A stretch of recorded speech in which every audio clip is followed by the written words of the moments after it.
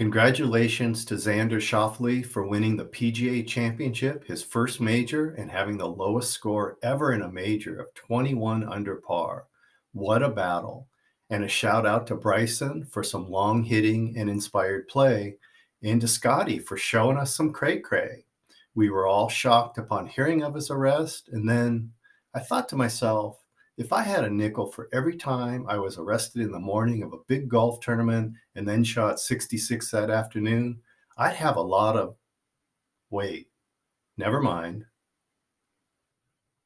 You might remember before this year's Masters, I showed my list of the top 10 best golfers not to win a major, and Xander was at the top of my list. Well, he just won the 2024 PGA Championship. Impressive, right? So my new list uses the same format with updated world rankings, and I pulled Xander and Ricky and added Ludwig and Sahith. Good luck to all PGA golfers with the last two majors of 2024.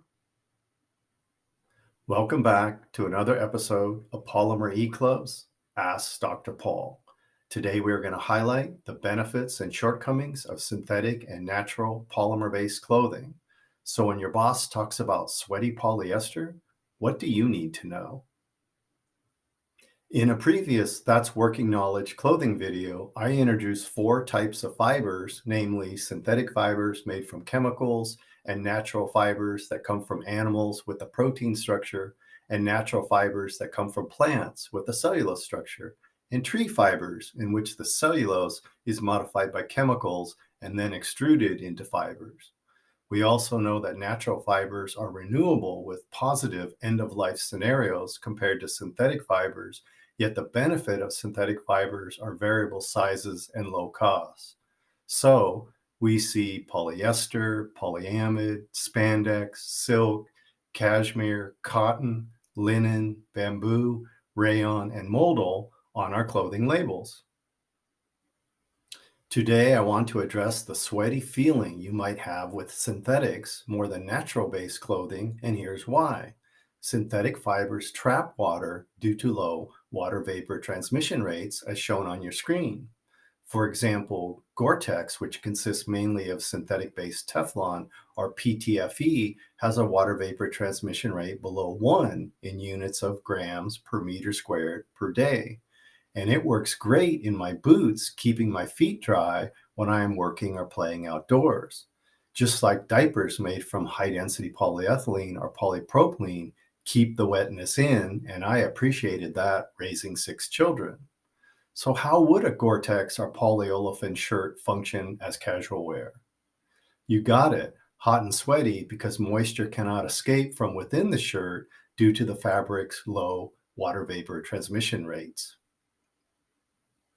Breathability can be defined as the ability of a fabric to transmit moisture through it. Many wear polyester clothing, yet it has a low water vapor transmission rate or low breathability, which can make polyester uncomfortable in hot and humid weather. Synthetic polyamide and even animal or protein-based clothing with similar chemistries like silk and cashmere are significantly more breathable with higher water vapor transmission rate values compared to polyolefins or polyesters.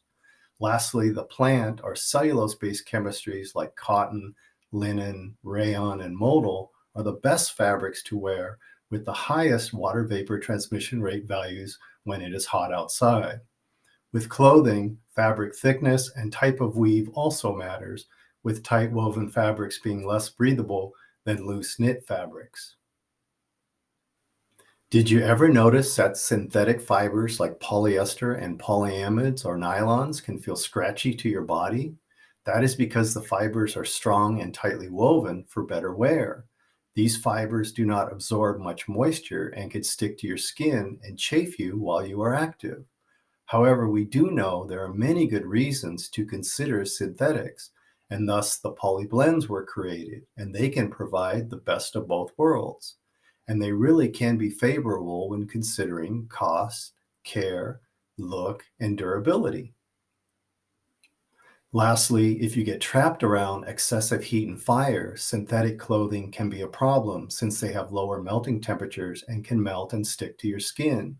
You might have ruined synthetic clothing while ironing and seen the clothing stick to the iron.